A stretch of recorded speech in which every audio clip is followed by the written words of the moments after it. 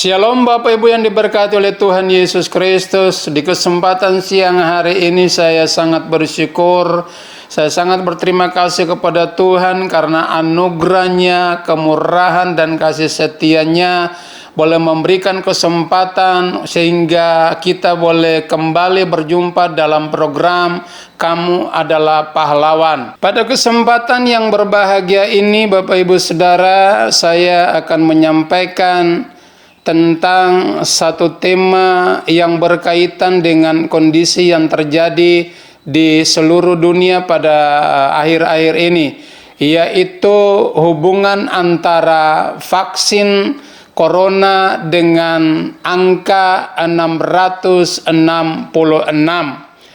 Saudara, kenapa sampai saya membuat video ini? Saya terdorong untuk membuat video ini karena saya melihat ada banyak spekulasi, ya ada banyak pertanyaan-pertanyaan seputar vaksin COVID-19 dan angka 666. Dan kemudian saya juga melihat bahwa ada banyak masyarakat atau banyak orang yang takut disuntik dengan vaksin corona ini. Karena saya percaya bahwa banyak kita yang belum punya pengetahuan yang benar tentang vaksin ini. Oleh sebab itu, di kesempatan ini saya mengajak Bapak Ibu untuk kita melihat dengan sungguh-sungguh. Ada 3 golongan manusia yang berasumsi tentang vaksin corona ini.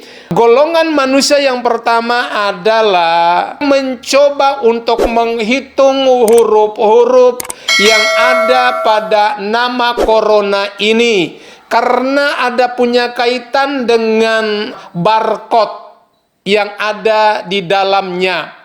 Oleh sebab itu, saudara, kita perlu ketahui bahwa barcode ini, saudaraku, ini bukan tanda daripada antikristus atau tanda daripada anti Tuhan, bukan. Tapi yang sebenarnya barcode ini adalah salah satu alat yang dirancang khusus untuk menghitung, bahkan untuk menyimpan semua yang berkaitan dengan produk-produk atau barang-barang yang dipasarkan di pasar-pasar modern atau pasar-pasar kelas menengah dan lain-lain sebagainya.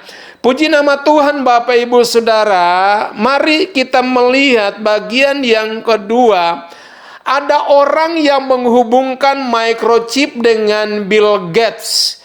Saudaraku yang diberkati oleh Tuhan, dan ada yang berpendapat, golongan manusia yang kedua ini, dia berpendapat bahwa microchip ini akan dimasukkan, bahkan ditanamkan di dalam tubuh manusia. Saya mau katakan Bapak Ibu Saudara bahwa pernyataan atau asumsi seperti ini atau berita seperti ini adalah berita yang tidak benar, berita yang sangat menakutkan masyarakat. Bahkan berita ini adalah berita hoak atau berita bohong.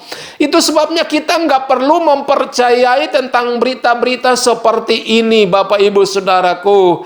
Karena kalau kita kaitkan dengan ucapan yang disampaikan oleh Bill Gates bahwa sesuatu yang baru seperti vaksin, kita butuh satu sistem pengukuran untuk melacak vaksin itu. Artinya bahwa vaksin itu, saudara, itu perlu dilacak. Artinya vaksin itu perlu diukur berapa kadarnya ketika disuntikan di dalam tubuh manusia. Jadi bukan microchipnya yang ditanamkan di dalam tubuh manusia, bukan, tapi cairan vaksinnya yang dimasukkan, disuntikan ke dalam tubuh manusia.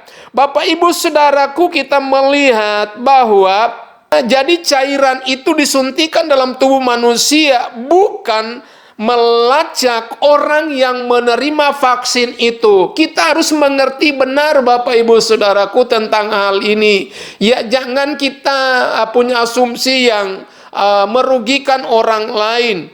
Kemudian golongan manusia yang ketiga adalah orang yang mengaku bahwa mendengar ya suara Tuhan atau Tuhan berbicara bahwa ada gen antikristus di dalam vaksin corona ini. Apakah benar demikian, saudaraku? Bicara tentang antigen, saudara, ya, ini adalah merupakan istilah yang dipakai dalam ilmu imunologi yang mempelajari tentang sistem imun atau daya tahan tubuh dan bentuk gangguan imun. Ya, jadi antigen ini saudaraku adalah satu sistem ya atau merupakan ya istilah yang dipakai dalam ilmu imunologi. Jadi bukan dipakai ya saudara oleh antikristus. Apakah benar demikian? Mari saya mengajak Bapak Ibu untuk kita melihat satu bagian firman Tuhan. Saya berharap mari kita simak baik-baik, karena hanya firman yang menjadi kepastian jawaban atas semua pertanyaan bahkan asumsi-asumsi yang sementara beredar di dalam dunia saat-saat sekarang ini. Mari kita melihat dalam kitab 2 Tesalonika pasal yang kedua, ayat yang pertama sampai dengan ayat yang ke-10. Namun kita tidak bisa baca seluruhnya. Saya hanya mengajak Bapak Ibu untuk kita membaca ayat 1 sampai dengan ayat yang ketiga. Dikatakan tentang kedatangan Tuhan kita Yesus Kristus dan terhimpunnya kita dengan Dia. Kami minta kepada kamu saudara-saudara, supaya kamu jangan lekas bingung dan gelisah, baik oleh ilham roh maupun oleh pemberitaan atau surat yang dikatakan dari kami, seolah-olah hari Tuhan telah tiba. Ayat yang ketiga, janganlah kamu memberi dirimu disesatkan dengan cara yang bagaimanapun juga, sebab sebelum hari itu haruslah datang dahulu murtad dan haruslah dinyatakan manusia durhaka yang harus binasa. Saudara, dari ayat-ayat ini kita bisa melihat bahwa Rasul Paulus dia menegaskan, bahkan dia menyampaikan firman ini kepada jemaat yang ada di Tesalonika, karena ada sebagian jemaat di Tesalonika ini mereka sangat bingung dengan hari kedatangan Tuhan. Oleh sebab itu Bapak Ibu Saudaraku, membuat jemaat di Tesalonika ini mereka bingung, mereka gelisah. Ya, saya percaya bahwa kebingungan yang dialami oleh jemaat Tesalonika, kegelisahan yang dialami oleh jemaat Tesalonika ini pun sementara dialami oleh anak-anak Tuhan, bahkan dialami oleh seluruh masyarakat dunia maupun khususnya di masyarakat Indonesia ini. Oleh sebab itu, mari Bapak Ibu Saudara kita melihat, ya, jelas dikatakan di sana ayat yang ketiga, janganlah kamu memberi dirimu disesatkan dengan cara yang bagaimanapun juga. Artinya saudaraku, mari jangan kita membiarkan diri kita untuk disesatkan dengan berita-berita yang tidak menguatkan kita, berita-berita yang membingungkan kehidupan kita, yang menggelisahkan hati kita. Jangan saudara, karena ini adalah merupakan jenis penyesatan bagi kehidupan manusia di akhir-akhir ini saudaraku. Ya, dan kita melihat saudara bahwa sebelum hari itu datang, ya, artinya sebelum hari kedatangan Tuhan itu tiba, ya, maka Hal yang pertama yang harus terjadi adalah terjadi kemurtatan di mana-mana. Kondisi itu sedang dialami oleh kita sekarang ini, Bapak Ibu, di zaman kita sekarang ini, ya. Pemurtatan terjadi di mana-mana. Orang tidak memperdulikan agama, orang tidak memperdulikan hal-hal yang baik lagi. Roh pemurtatan ini, saudara, tidak bisa dibendung dengan cara apapun, karena ini harus terjadi. Ya, dalam kehidupan manusia di dunia ini harus terjadi pemurtatan di mana-mana. Yang dimaksudkan dengan pemurtatan ini, Bapak Ibu Saudara, tadinya sudah mengenal kebenaran firman Tuhan, tapi tiba-tiba karena kondisi, tiba-tiba karena situasi, akhirnya tinggalkan kebenaran itu, kebenaran yang sesungguhnya, lalu kembali atau ya mempercayai ya sesuatu yang bukan kebenaran.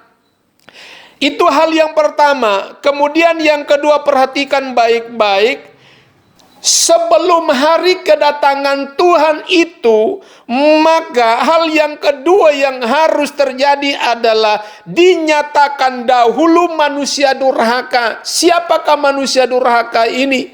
Manusia durhaka ini tidak lain berbicara tentang antikristus atau anti Tuhan.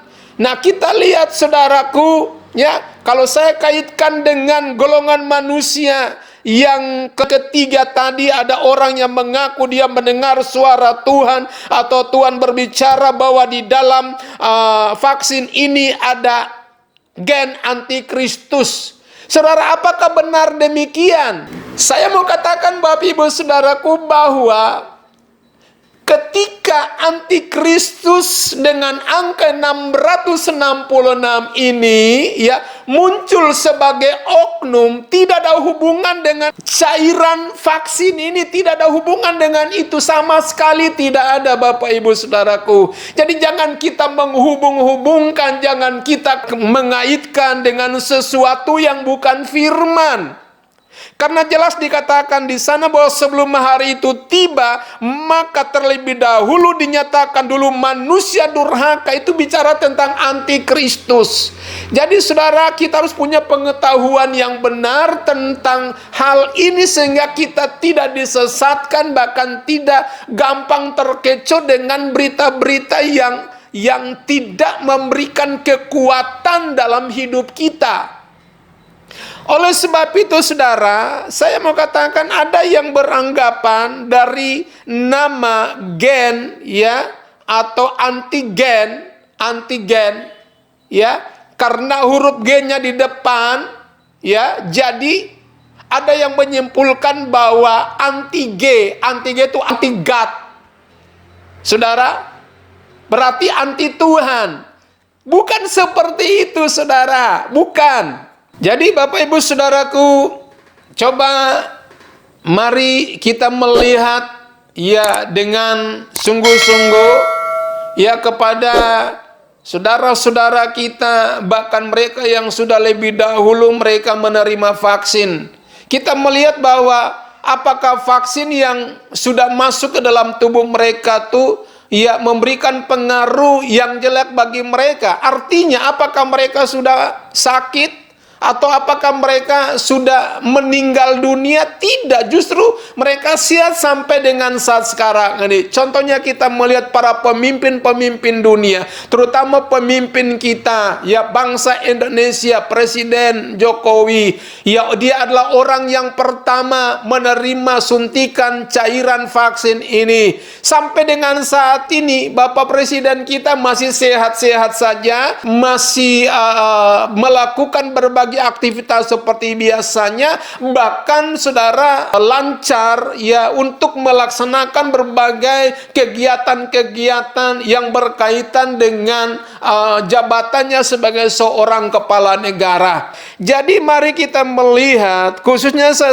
sarankan kepada mereka yang mengatakan bahwa Tuhan berbicara, ya bahkan mendengar suara Tuhan, bahwa mereka mereka tidak boleh divaksin karena itu merupakan gen antikristus di dalamnya. Saya mau katakan saudara, berhenti daripada berita-berita seperti ini, dan mari coba kita berpikir secara benar, kita berpikir secara baik, lalu mari kita dukung program pemerintah ini. Kita menyerahkan diri kita untuk apa? Untuk kita menerima vaksin ini. Karena tidak mungkin Bapak Ibu Saudara, ya seorang kepala negara bahkan pemerintah yang merancangkan hal-hal yang buruk kepada rakyatnya. Saya yakin bahwa tidak mungkin terjadi, tapi yang dirancangkan adalah sesuatu yang baik bagi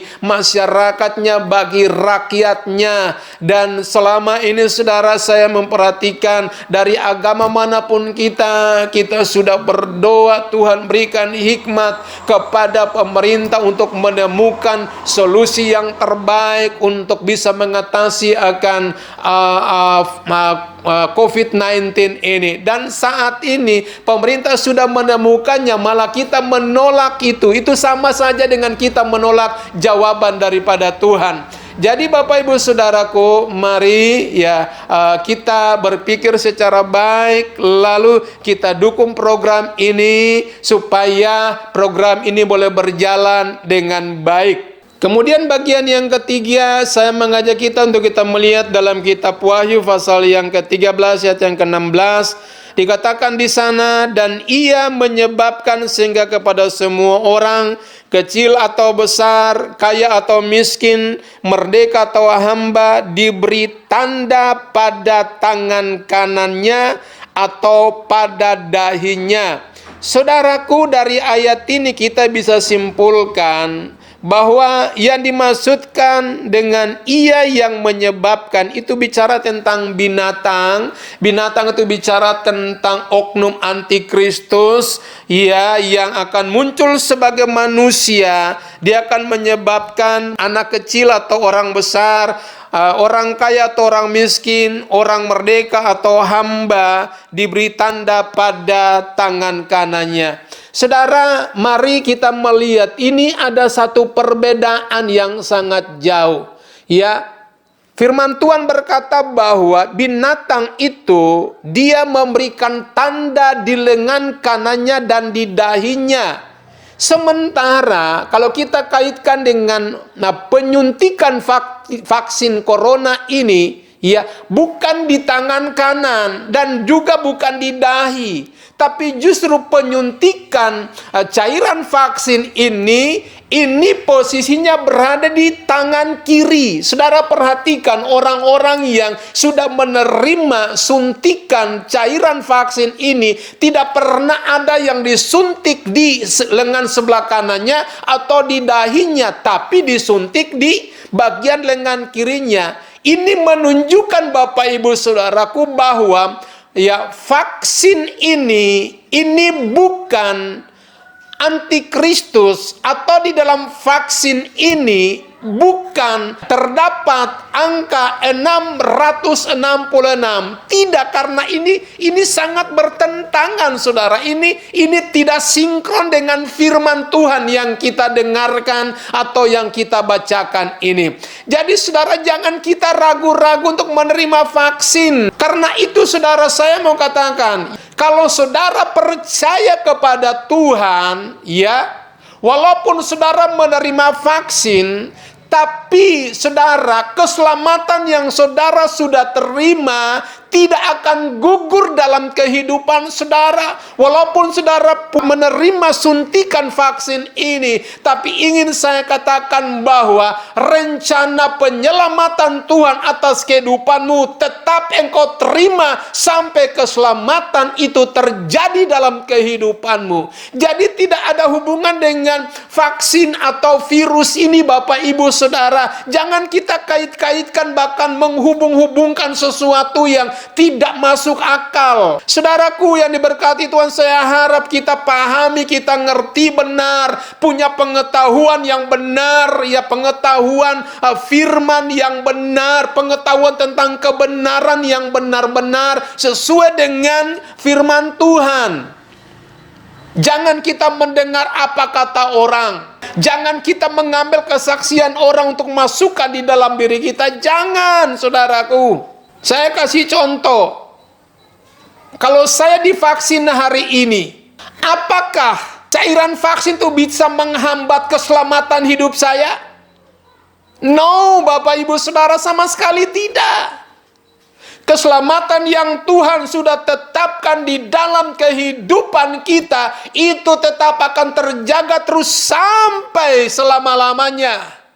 Karena Dia Tuhan yang berfirman, Dia bukan manusia sehingga Dia bisa robah ucapannya. Apa yang Dia sudah janjikan, Dia pasti genapi itu di dalam kehidupan kita. Jadi saudara-saudaraku, mari kita singkirkan ketakutan, kekhawatiran, kebingungan dalam kehidupan kita. Kita kembali kepada firman pengajaran yang benar. Karena hanya firman pengajaran inilah yang dapat mengajarkan kita untuk kita mempertahankan sesuatu yang benar-benar, ya murni, yang benar-benar bersumber daripada Tuhan. Puji Tuhan, Bapak Ibu Saudaraku yang diberkati oleh Tuhan. Mari biarlah kebenaran firman Tuhan yang saya sampaikan di kesempatan siang hari ini kita cerna, kita perhatikan, dan memacu kita untuk kita tetap maju terus, ya, membawa hidup ini kepada Tuhan lebih sungguh-sungguh lagi, dan kita mendukung semua program pemerintah, karena tidak ada pemerintah yang merancangkan hal yang jelek kepada bangsanya atau kepada rakyat atau masyarakatnya. Puji nama Tuhan. Tuhan Yesus memberkati kita semua. Jangan lupa like, subscribe, bahkan share video ini supaya orang lain pun bisa diberkati oleh Tuhan. Kamu adalah pahlawan.